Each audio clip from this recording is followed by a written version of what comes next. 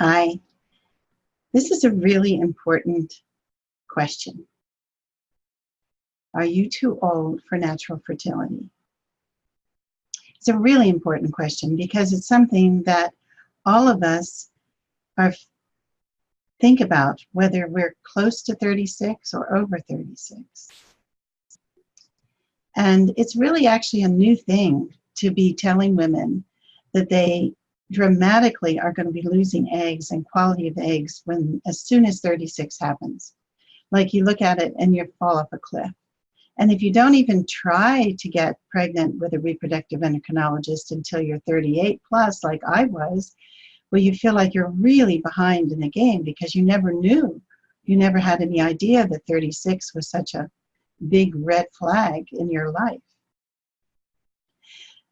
But you have to consider a few things.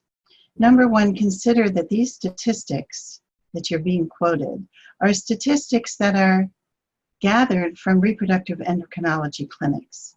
That's a really good place to grab statistics and analyze them because these clinics are keeping records all the time on all of us.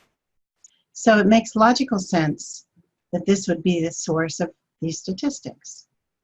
It's not the general population, because if you think about it, there's not that kind of impetus, there's not that kind of drive to be creating a lot of studies. There's not the money there to study the general population when it comes to these things.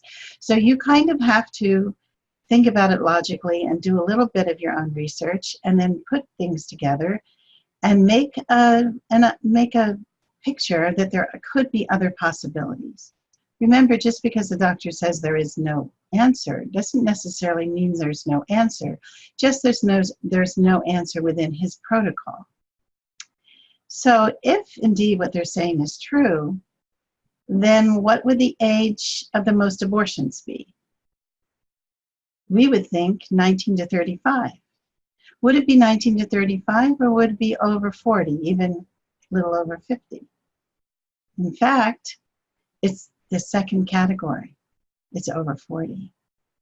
I have a friend who's a gynecologist, and she said every year she has women come in to see her in their late 40s or early 50s and say, "I'm pregnant. What's this?"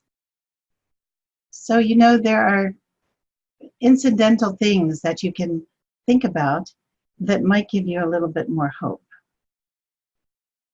And also, if this were true, why would that study, you know, the one that we have, I'll put it at the bottom of this video, it's on our site under frequently asked questions. Why don't you look for it there? On the fertility vertical, under frequently asked questions, there's a question that says, is there research to support what you're doing? And this research is a really good study, and it was from in Australia, published in a very fine American Journal of Reproductive Endocrinology, I think, and although that's listed there. And it's of about 1,500 women, ages 35 to 45, and the purpose of the study was not this, but the purpose of the study was to compare people who were doing IVF with people who were doing IUI, with people who were doing IVF and acupuncture, people who were doing acupuncture and Chinese fertility herbs, for people who are simply doing Chinese fertility herbs, and see which in this population had a better chance of getting pregnant. And the Chinese fertility herbs alone, without the acupuncture, and this can be another discussion at another time why this might be true, and believe me, acupuncture is amazing, but the Chinese fertility herbs alone had a 60% better chance for the women to get pregnant than the statistics that compared IVF and IUI.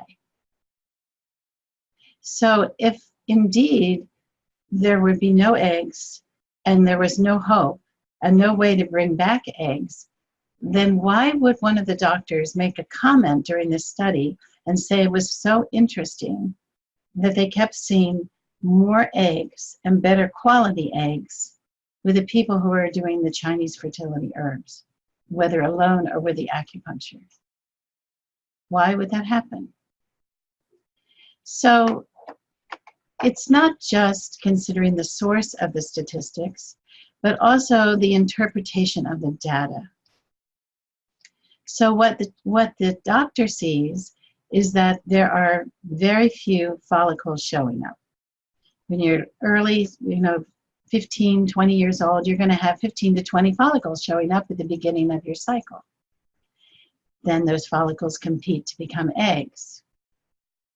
But there's a story with these, but the interpretation of what happens may not be accurate. Why aren't there more follicles showing up? Well, obviously there's going to be a change between the time we're 20 and the time we're 40, but why aren't there more follicles showing up? And part of that is because by the time you're 35 or 40 or 45 or later, you have been living for a long time, and you've depleted some of your deep energy that you need for reproductive function. You may not have had as much blood. There may not be as good circulation of blood and energy to your entire reproductive system, because this is not a place that you go to the gym and exercise. So all of these factors make the environment, the internal environment where these eggs have a chance to grow, to be subpar. It's not the quality that we'd want to have it be. So here's your body wanting you to get pregnant, feeling that's the most important thing that could possibly happen to your life and its function. And it looks around and says, whoa, this is just not a good place for for follicles to grow to become eggs. I want her to get pregnant. I want her to have this chance, but I'm just not going to recruit that many follicles because we can't support it. So let me just recruit a few and maybe they'll have a chance. So a few follicles are recruited, or no follicles are recruited, or one follicle is recruited. And then when that follicle or those follicles begin to grow, the environment is subpar. So are you going to get a really high quality egg? Likely not. You may get an egg that's old and fractured, like they told me mine was. You may even get an egg with that kind of nutrition, that kind of internal environment that has genetic abnormalities, because they're finding that genes do change with the environment for positive or for negative. So if you consider how the data is being interpreted, that may be a big factor.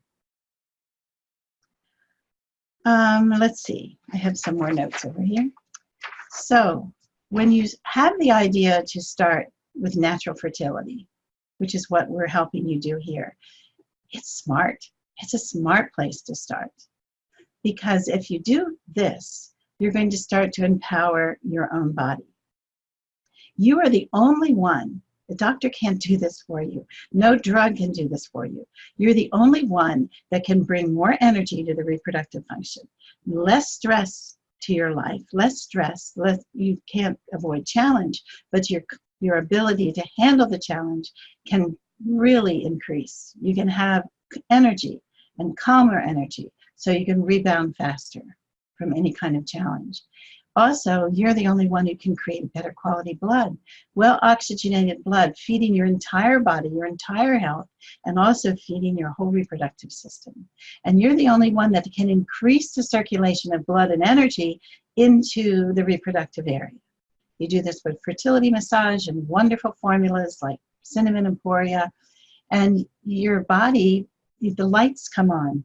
You're bringing more energy, more reproductive. I think of that as energy and lights coming on in the reproductive system. And you're the only one that can do these things. So why not spend some time doing this, setting your body up with this kind of health, setting your reproductive system up with this kind of health, and give yourself time, because this isn't going to happen in a hurry. And on the way, you may get pregnant, not expecting it, just like I did, or like Zarifa did. Or you may get to a point where you have that shift that Zarifa talks and I talk about in that video, Fertile Mind. And that shift happens whether you're in your 20s, like she was, or in your mid-40s, like I was. It's a shift where there's such a health, such a sense of well-being that begins to grow in the body. When you combine the energy exercises every single day, and you do the fertility massage once a month for a week, and you start eating more cooked greens, and you stop drinking so much cold, you start really helping the whole body to renew. There is that shift. She talks about it, and once that happens, you never forget it. When that shift happens, you really feel like you're safe. You're not full of fear anymore. You're not afraid of your age. You're not afraid of your eggs. You have a feeling you're being taken care of. And you've seen so many positive changes happen in the last 6 months or a year. You know, without any testing, without any doctor telling you what your hormones are, you know that good things are happening. And so you're kind of even get at peace with whether or not you even need to get pregnant, which sounds crazy after you've been working for, like I was, for 8 years. But you have that sense of peace, like it's going to be okay. And at that point, now you've got a big choice. Now you can either keep going and you talk to your husband and you do it for a few more months. Maybe you put him on the 12-week healthy sperm program, so he has 3 months to really get that sperm in shape. And then maybe you, again, accidentally get pregnant, or you have the best odds possible for that IUI or that IVF or whatever it is you're doing. And don't be overwhelmed by statistics that are given about your husband's sperm, because we have this 3-month healthy sperm program can make a huge difference. So read the male fertility issue on our site, and also read the 12-week healthy sperm program. So don't worry so much, and be proud of yourself that this is a choice that you're making now. But if you do make this choice, you have to do it with the spirit of being a warrior for this child, a warrior for your own health, a warrior to make the body that's ready to hold a pregnancy full term. And that may take time, and it may take patience. So you need to be creative about how to protect yourself, about how not to get down in the dumps and stay there too long. So we appreciate that you're considering this, or if you've already started a program, that you're doing this. And we're here to support you, and we are going to have more and more creative ways to do it. So are you too old? Likely not. Likely not. But you shouldn't go forward with fear. Go forward knowing that this is a path that you really want to follow, that this is a path that you deserve to get a you find success. And I thank you for your time today, and I look forward to talking with you again soon.